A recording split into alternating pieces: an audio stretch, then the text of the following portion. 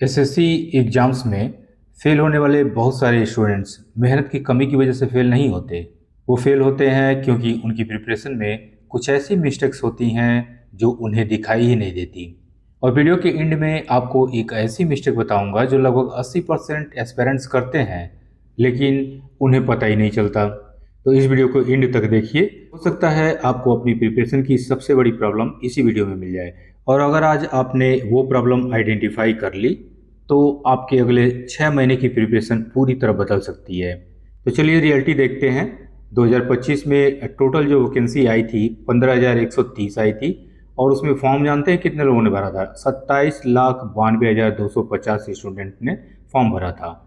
और प्री में क्वालिफाई हुए थे 1,39,395। कट ऑफ गई थी 137,200 में, 137,200 में गई थी। 27 लाख 28 लाख लगभग फॉर्म भरे जा रहे हैं, जिसमें से 1,39,000 बच्चे सेलेक्ट हो रहे हैं प्री में। तो यहाँ से आप अंदाज़ा लगा सकते हैं कि हाँ, टफ है एग्जाम। तो दोस्तों, जो 2025 में कट ऑफ गई थी 136 गई थी, लेकिन यहाँ पे हम 137 मान के चलते हैं, पॉइंट में था वहाँ। तो 200 में से 137, यानी कि रीजनिंग में अगर एक क्वेश्चन आप गलत कर देते हैं, एक या दो क्वेश्चन आप मैं मान लेता हूँ कि आप गलत कर देते हैं, तो भी रीजनिंग में 45, और इस तरह से मैथ में भी मान लेते हैं दो क्वेश्चन आपसे गलत हो जाते हैं। ये कब होंगे? जब आप टेस्ट में 50 आउट ऑफ 50 कर रहे होंगे, तो जाके एग्जाम में आप हो सकता है कि बाई चांस प्रेशर में मिस्टेक हो जाए। और देन आप मैथ में भी अगर 45 स्कोर करते हैं, इसमें भी मान लेते हैं दो क्वेश्चन आपसे मिस्टेक हो जाते हैं, तब भी आपका यहाँ पे 90 यानी 90 स्कोर यहाँ पे हो चुका है। और हर बच्चे इसमें स्कोर करते हैं, आपको भी करना पड़ेगा। इस तरह से आपको मेहनत करनी पड़ेगी। बचा आपका इंग्लिश के सेक्शन में आप अगर 40 क्लियर करते हैं तो 130 तो यहीं पे आपने कर लिया। और यहाँ पे 22 या 23 भी अगर जीएस मान लेते हैं तो भी आपका 152 153 स्कोर हो जाता है।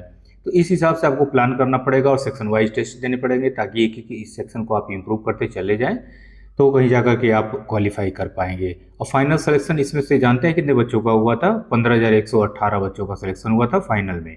तो सोच के देख सकते हैं कि प्री क्वालिफाई किए 1,39,000 बच्चे, और यहाँ से 15,000 बच्चों का सिलेक्शन हुआ है। अभी एसएससी सीजीएल 2026 का जो नोटिफिकेशन आया है, उसमें टोटल कितनी पोस्टें हैं? 12,256 पोस्टें हैं। तो यहाँ पे आप समझ सकते हैं कि एक वैकेंसी के सामने मेनी एस्पिरेंट्स हैं, और वहाँ पे कंपटीशन है आपका। तो इस चीज़ को देखें दोस्तों, जो तैयारी कर रहा है वाकई में इन सब चीज़ों को एक साथ लेकर के चलना काफ़ी टफ है। कब रिवाइज करना है, कब मॉक देना है, ये सारी चीज़ें मैंने पिछले वीडियो में डिस्कस कर रखी है। तो आप कंप्लीट, आपको आइडिया नहीं लग रहा है कि 2 सब्जेक्ट लेकर के चलें, 3 सब्जेक्ट लेकर के चलें, कैसे करें, और कंप्यूटर का भी स्टार्ट करें, टाइपिंग का भी स्टार्ट करें, तो उसको आप देख सकते हैं, कंप्लीट रोड मैप बना सकते हैं। फिर उसको छोटे छोटे पार्ट में आप डिवाइड कर सकते हैं। तो सवाल ये है दोस्तों कि जो भी बच्चे फेल हुए हैं, सेलेक्ट नहीं हुए हैं, क्या वो 2025 में सीरियस नहीं थे? क्या उन्होंने मेहनत नहीं की? बिल्कुल की। तो फिर प्रॉब्लम कहाँ है? प्रॉब्लम है दोस्तों प्रिपरेशन में।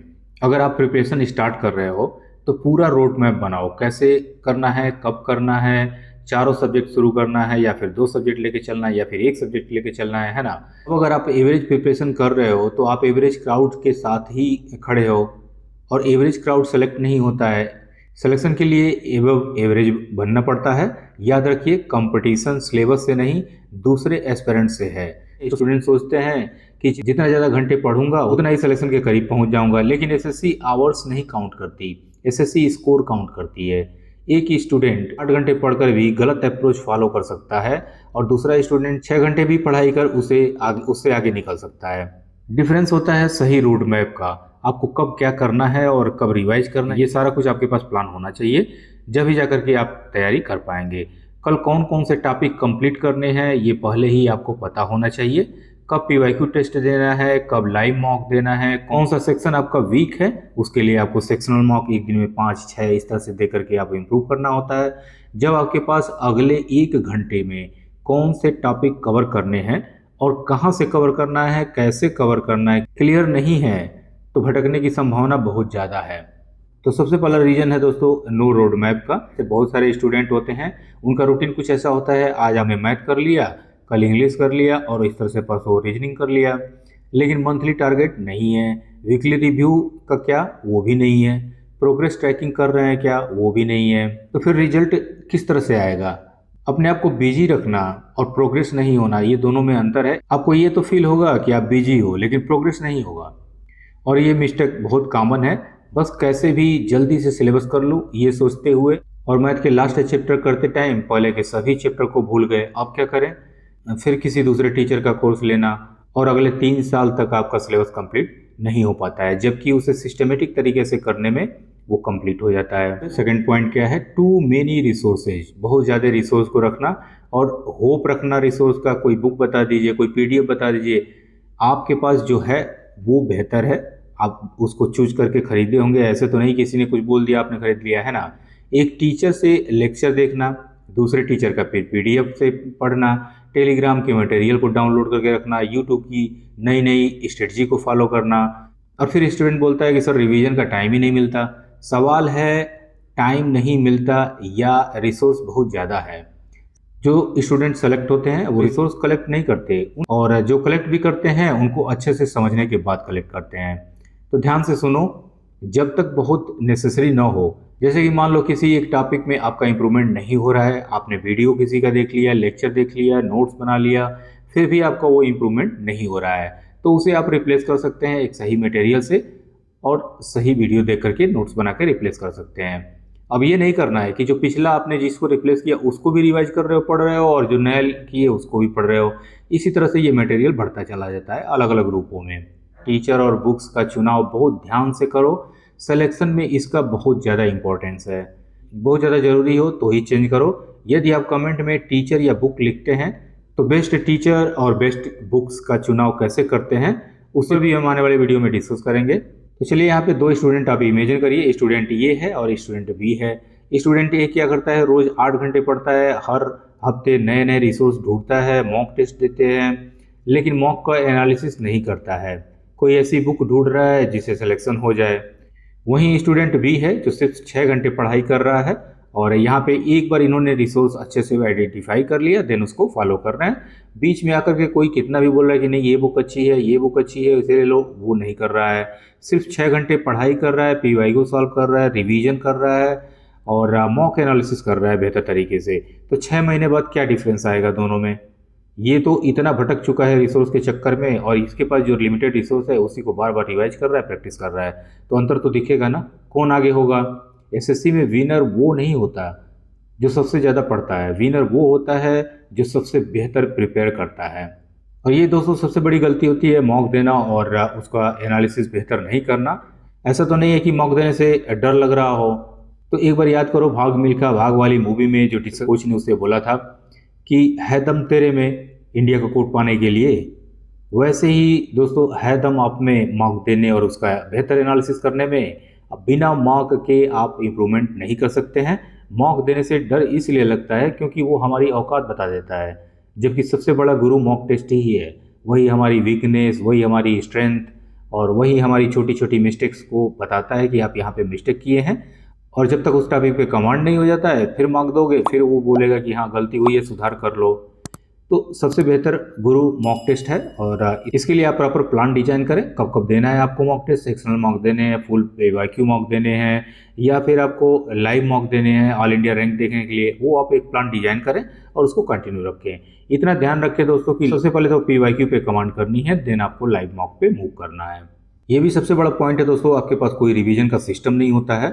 जैसे कि आपने जनवरी में चैप्टर कंप्लीट किया, फरवरी में नया चैप्टर पढ़ा, मार्च तक पुराना चैप्टर सारे भूल गए, अप्रैल में फिर से वही चैप्टर पढ़ना पड़ा। ये साइकिल हर साल रिपीट होती है और स्टूडेंट को लगता है कि सिलेबस बहुत बड़ा है।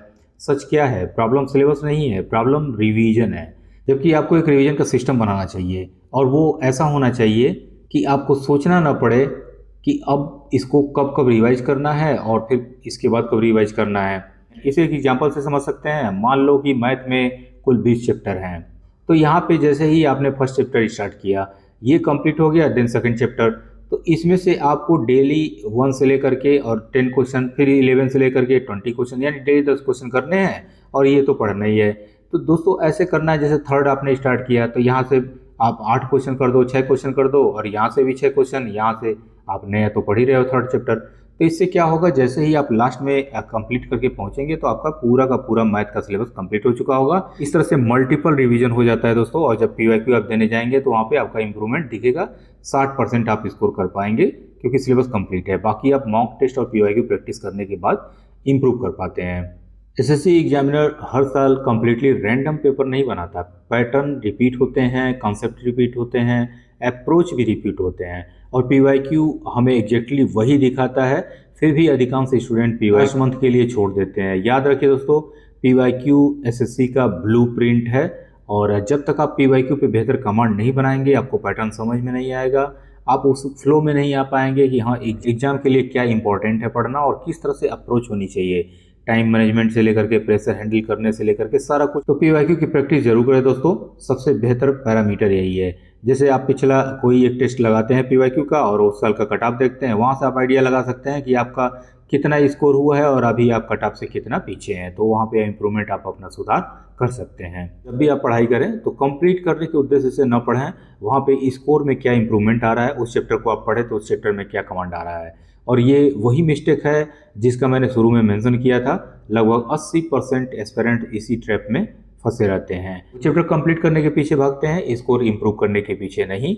अधिकांश स्टूडेंट बोलते हैं कि ये चैप्टर कंप्लीट हो गया, लेकिन सवाल ये नहीं है स्कोर कितना आया और क्या उस चैप्टर के पीवाईक्यू आप लगाते वक्त 99% 100% स्कोर कर पा रहे हैं क्या।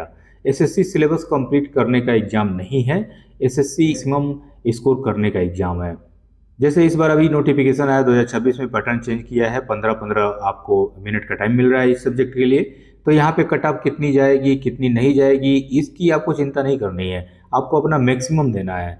जैसे कि 50 नंबर का जो मैथ है इसमें हो सकता है कि 45 हाईएस्ट स्कोर हो।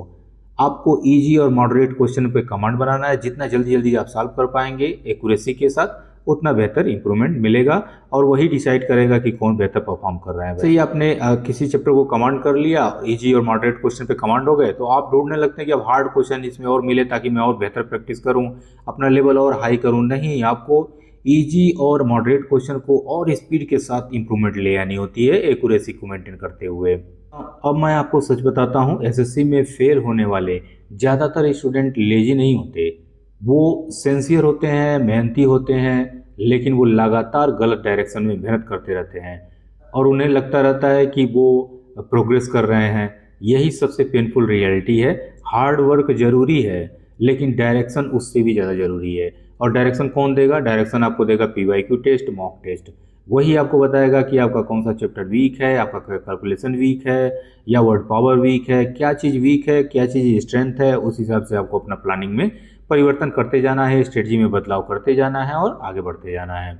दोस्तों, लिमिटेड रिसोर्स का मतलब ये नहीं कि अगर आपने गलत टीचर या गलत बुक्स का चुनाव कर लिया तो उसे ही फॉलो करते रहो। बुक्स वो अच्छी होती है जो आपको अच्छे से एक्सप्लेन कर सके, उसके लिए भी आपको किसी टीचर की ज़रूरत ना पड़े, उसमें इतना बेहतर एक्सप्लेन किया हो कि जो भी टॉपिक आप पढ़ रहे हैं उसको बेहतरीन तरीके से आप समझ पाएँ। तो एक एक्शन प्लान यहाँ पे हम समझते हैं दोस्तों, स्टार्ट टुडे। आज के बाद सिर्फ 5 काम करिए। नंबर 1 पे क्या है? लिमिटेड रिसोर्स रखिए लेकिन वो आपके लिए बेहतर हो, किसी और के लिए बेस्ट हो, ये जरूरी नहीं है कि वो आपके लिए भी बेस्ट हो। नंबर 2 पे क्या है दोस्तों? मल्टीपल रिवीजन आपको करना है और रिवीजन की आपको स्ट्रेटजी बनानी है। नंबर 3 पे है दोस्तों, पिछले 5 सालों के जो पीवाईक्यू हैं उनको आपको प्रायोरिटी देनी है क्योंकि अभी भी इसका इम्पोर्टेंस है। नंबर 4 पे है दोस्तों, हर वीक मॉक टेस्ट स्टार्ट करो, नो मैटर व्हाट, क्योंकि एक दिन और एक महीने में मॉक देने से इंप्रूवमेंट नहीं होगी। ये उस लेवल पर अपने आप को लेकर के आओ कि आप डेली मॉक टेस्ट दे सको और वहाँ पे बेहतर एनालिसिस भी कर सको। हर मॉक का डिटेल एनालिसिस करो। अगर आप अगले 30 दिन तक सिर्फ इतना कंसिस्टेंसी के साथ कर लेते हैं तो आप मेजॉरिटी एस्पिरेंट से आगे निकल सकते हैं। तो आज हमने देखा कि एसएससी एस्पिरेंट्स फेल क्यों होते हैं। नो रोड मैप, कोई रोड मैप नहीं होता है उनके पास, कोई प्लान नहीं होती है, टू मेनी रिसोर्स होता है, no mock analysis, no revision system, उनके पास रिवीजन का सिस्टम नहीं है। ये सबसे इंपॉर्टेंट टॉपिक पे मैं बात कर रहा हूँ और आप पीवाईक्यू को इग्नोर करते हैं। और सबसे बड़ी मिस्टेक, कंप्लीट करने के लिए नहीं, स्कोर इंप्रूवमेंट करने के लिए पढ़ो। और वीडियो ख़त्म करने से पहले एक सवाल, इन सब मिस्टेक में से सबसे बड़ी मिस्टेक आपकी कौन सी है? कमेंट में ज़रूर बताइए, मैं कमेंट पढ़ूंगा और रिप्लाई भी करूंगा। और याद रखिए, गलत डायरेक्शन में की गई मेहनत थका देती है लेकिन सही डायरेक्शन में की गई मेहनत सिलेक्शन दिलाती है और एक अच्छा फील देती है। सो मिलते हैं next Saturday 7 PM। So thank you दोस्तों।